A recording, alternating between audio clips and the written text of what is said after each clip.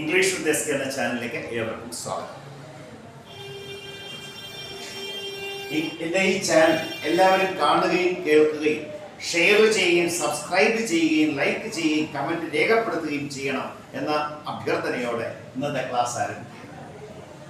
ഒരു compound കൺജങ്ഷനായ as well as എങ്ങനെ ഉപയോഗിക്കണം എന്ന് പരിചയപ്പെടുത്തുകയാണ് ഇന്നത്തെ ക്ലാസിന്റെ ലക്ഷ്യം. എവിടെയാണ് ആസ് വെൽ ആസ് എന്ന ഈ കോമ്പൗണ്ട് കൺജങ്ഷൻ ഉപയോഗിക്കേണ്ടത്? രണ്ട് വ്യക്തികൾ അല്ലെങ്കിൽ രണ്ട് തിങ്സ് ഇവയുടെ ഇടയിലായിരിക്കണം ആസ് വെൽ ആസ് ഉപയോഗിക്കേണ്ടത്. നമുക്ക് ആ സെന്റൻസ് വായിച്ചിട്ട് അത് എന്താണെന്ന് നോക്കാം. Lekha was frightened, Jaya was frightened. ഇവിടെ ഈ രണ്ട് സബ്ജക്റ്റുകൾ, രണ്ട് സെന്റൻസ് വൈസ് രണ്ട് സബ്ജക്റ്റുകൾ മാത്രം ഡിഫറൻ്റ് ആണ്, ബാക്കിയുള്ളത് സെയിം ആണ്. അപ്പൊ ഇവിടെ രണ്ട് പേഴ്സണുകളെ തമ്മിൽ ബന്ധിപ്പിക്കാൻ ആസ് വെൽ ആസ് എന്ന ഈ കോമ്പൗണ്ട് കൺജങ്ഷൻ ഉപയോഗിക്കുന്നു. ഇതെന്താണ്? ഒരു കോമ്പൗണ്ട് കൺജങ്ഷൻ ആണ്. കോമ്പൗണ്ട് കൺജങ്ഷൻ ആണ്. കോമ്പൗണ്ട് കൺജങ്ഷൻ ആണ്. ഇതെങ്ങനെ ഉപയോഗിക്കാം? Lekha as well as Jaya was, അതേ വെർബാണ്, was frightened. was frightened. Lekha as well as Jaya was frightened.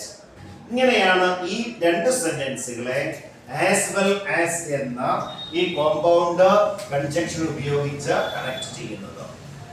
മനസ്സിലായല്ലോ? വളരെ എളുപ്പമാണ്. അടുത്തൊരു ക്വസ്റ്റ്യൻ കിടക്കുന്നു. Animals need food to grow, plants need food to grow. ഇവിടെ ഡിഫറൻ്റ് ആയിട്ടുള്ളത് ഈ രണ്ട് സബ്ജക്റ്റുകളാണ്, അനിമൽസ് പ്ലാന്റ്സ്. അനിമൽസ് പ്ലാന്റ്സ് ഇവ നമുക്ക് എങ്ങനെ ഉപയോഗിക്കാം? ആസ് വെൽ ആസ് ഉപയോഗിച്ച് എങ്ങനെ സെന്റൻസ് ഒരു സെന്റൻസ് ആക്കാം? നോക്കൂ, ഡിഫറൻ്റ് ഏതാ? ഈ രണ്ട് സബ്ജക്റ്റുകൾ. അപ്പോൾ ആദ്യത്തെ സബ്ജക്റ്റ് ഏതാ? അനിമൽസ്. അടുത്തെന്താ ഉപയോഗിക്കേണ്ടത്? As well as. As well as. Animals as well as plants. Plants need food to grow. Need food to grow. ഇനി മറ്റൊരു പ്രധാനപ്പെട്ട ഒരു കാര്യം നമ്മൾ ഓർക്കേണ്ടത്, ആസ് വെൽ ആസ് ഉപയോഗിച്ച സെന്റൻസുകളെ കമ്പൈൻ ചെയ്യുമ്പോൾ അവിടെ ഉപയോഗിക്കുന്ന വെർബ് ആസ് വെൽ ആസ് ഉപയോഗിച്ചതിന് തൊട്ട് മുൻപിലായി വരുന്ന സബ്ജക്റ്റിനനുസരിച്ച് വെർബ് ഉപയോഗിക്കണം എന്നതാണ്.